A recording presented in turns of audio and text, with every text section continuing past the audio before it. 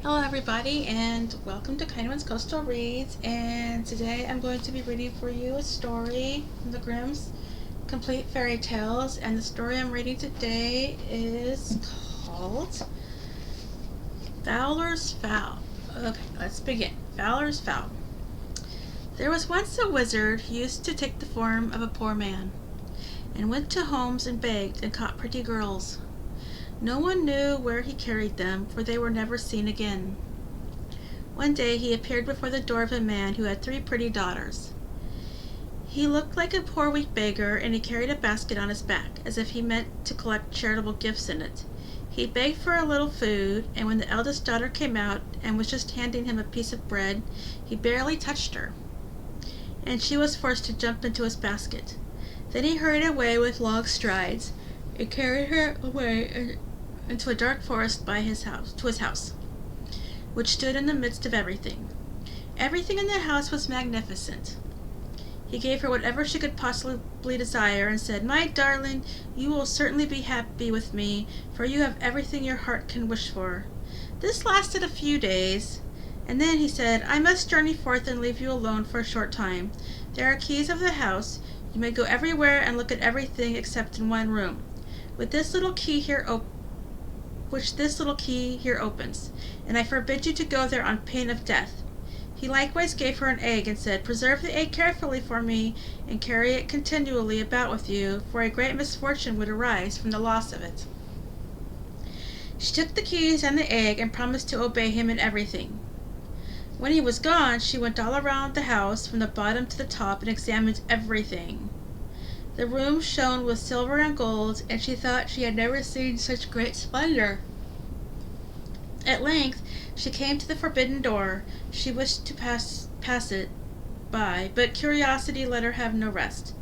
She examined the key. It looked just like any other. She put it in the keyhole and turned it a little, and the door sprang open. But what did she see when she went in? A great bloody basin stood in the middle of the room, and therein lay human beings, dead and hewn to pieces. And nearby was a block of wood, and a gleaming axe lay upon it. She was so terribly alarmed that the egg which she held in her hand fell into the basin. She got it out and washed the blood off, but in vain.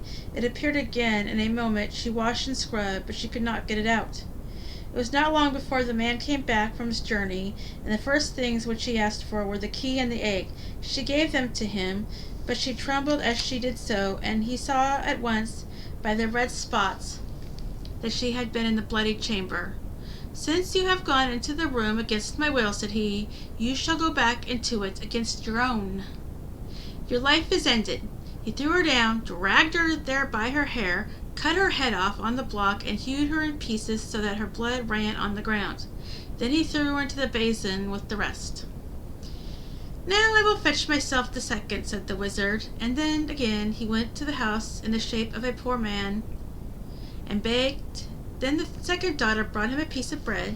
He caught her like the first, by simply touching her, and carried her away. She did not fare better than her sister. She allowed herself to be led away by her curiosity, opened the door of the bloody chamber, looked in, and had to atone for it with her life on the wizard's return. Then he went and brought the third sister, but she was clever and crafty. When he had given her the keys and the egg, and had left her, she first put the egg away with great care, and then she examined the house, and at last went into the forbidden room.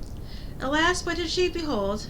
Both her sisters lay there in the basin, cruelly murdered and cut in pieces. But she began to gather their limbs together, and put them in order, head, body, arms, and legs, and when nothing further was wanting, the limbs began to move and unite themselves together, and both the maidens opened their eyes and were once more alive. Then they rejoiced and kissed and caressed each other. On his arrival, the man at once demanded the keys and the egg, and he could perceive no trace of any blood on it. He said, "You have stood the test. You shall be my bride." Now he no longer had any power over her, and was forced to do whatever she desired. "Oh, very well," said she. "You shall first take a basketful of gold to my father and mother, and carry it yourself on your back. In the meantime I will prepare for the wedding." Then she ran to her sisters, whom she had hidden in a little chamber, and said, "The moment has come when I can save you. The wretch shall carry you home again, but as soon as you are at home, send help to me. She put both of them in a basket and covered them quite over with gold, so that nothing of them was to be seen.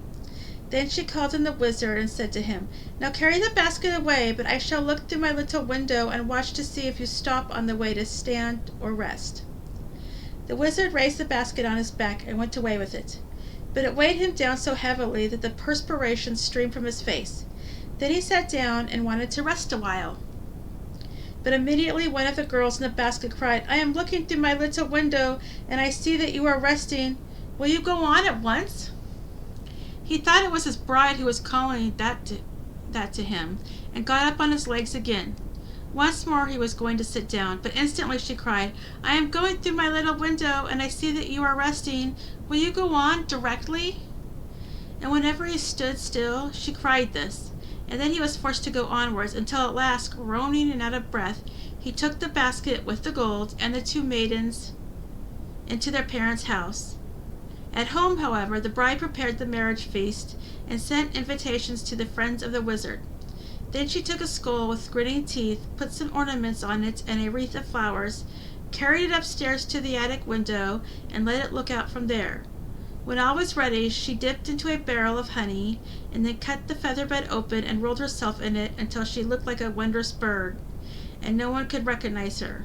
Then she went out of the house, and on her way she met some of the wedding guests, who asked, "Oh, Fowler's fowl, how come you here?" "I come from Fitz the Fowler's house quite near." "And what may the young bride be doing?" "From cellar to garret she's swept all clean, and now from the window she's peeping, I ween." At last she met the bridegroom, who was coming slowly back.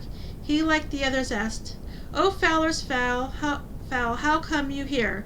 "I come from Fitz the Fowler's house quite near."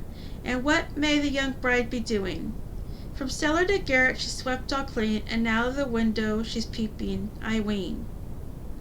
The bridegroom looked up, saw the decked-out skull, thought it was his bride, and nodded to her, greeting her kindly. But when he and his guests had all gone into the house, the brothers and kinsmen of the bride, who had been sent to rescue her, arrived. They locked all the doors of the house, that no one might escape, set fire to it, and the wizard and all his crew had to burn.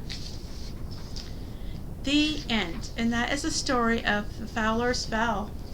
And thank you for watching video and story. And if you enjoyed the video, you can hit the like and subscribe button. And I will be back tomorrow with another fairy tale for you. And thank you all for watching, and have a great night. Bye.